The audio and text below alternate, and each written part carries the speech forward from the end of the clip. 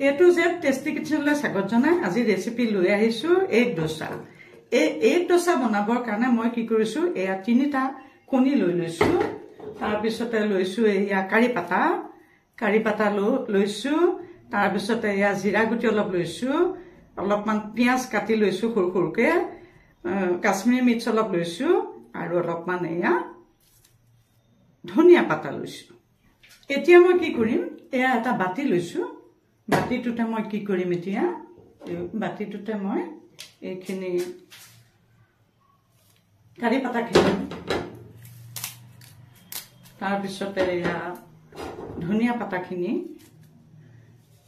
জিৰা গুৰি কেইটা, পিয়াজখিনি, এয়া ৰঙা জলকীয়া গুৰিখিনি, তাৰপিছতে স্বাদ অনুসৰি এয়া নিমখ, এয়া ৰং গুড়া দিলো, তাতে কি কৰিলো, এয়া কণী কেইটা ভাঙি আস্তেকৈ ইয়াতে পেলাই দিলো।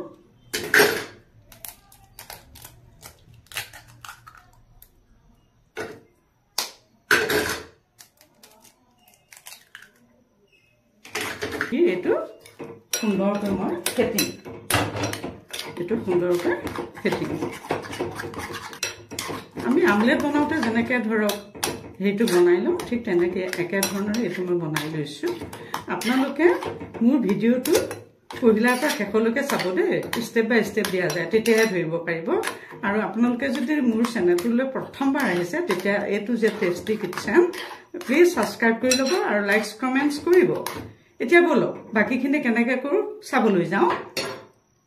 ইতিমধ্যে ডোসা বনাবৰ কাৰণে মই এয়া বেটাৰটো প্ৰস্তুত কৰি লৈছো। ইয়াৰ গাঢ়তাটো মন কৰিব, এই গাঢ়তাটোৰ ওপৰতে ডোসাটো কিমান সুন্দৰ হয় সেইটো নিৰ্ভৰ কৰে। গতিকে এইটো মই সুন্দৰকৈ এয়া বনাই লৈছো। এতিয়া মই গেছটো জ্বলাই ইয়াতে এখন পান পাতি দিম। এয়া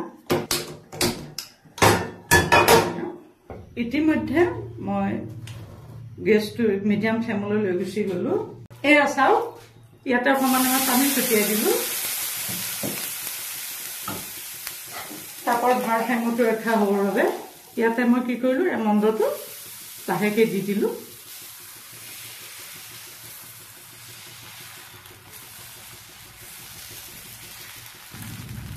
আৰু এটা দিশ মন কৰিব, কাষলৈ যাতে পাতল হৈ নাযায় দেই, বস্তুটো যাতে একে সমান পৰিমাণে ডাঠ হৈ থাকে, পাতল হ'লেও সমান পৰিমাণে যাতে পাতল হয়, এইটো দেখিলে।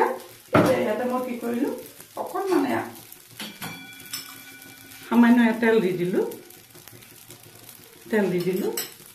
দি পেলাই ইয়াতে কি কৰিলো, মই এয়া বনাই লোৱা কণীখিনি দি দিলো।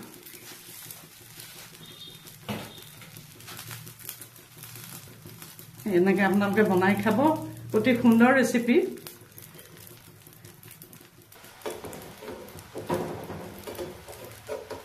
এয়া চাওক, অকণমান উঠি গৈছে। বেটাৰটোৰ ওপৰতে পুৰা এইটো নিৰ্ভৰ কৰে, গতিকে বেটাৰটো ভাল হ'ব লাগে, সুন্দৰ হ'ব লাগে। এয়া দেখিছে, এতিয়া মই এইটো লুটিয়াই দিলোঁ, হৈ গৈছে ইতিমধ্যে। এতিয়া মই এইটো লাহেকৈ ইয়ালৈ কাঢ়ি দিলোঁ। ইতিমধ্যে চাওক, ইয়াত কি সুন্দৰকৈ এগ ডোসা প্ৰস্তুত হৈ গৈছে। গতিকে এই সুন্দৰ ৰেচিপিটো আপোনালোকেও সুন্দৰকৈ বনাই খাব। আৰু এটি নতুন ৰেচিপি লৈ অহাৰ প্ৰতিশ্ৰুতিৰে আজিলৈ ইমানতে সামৰিলোঁ।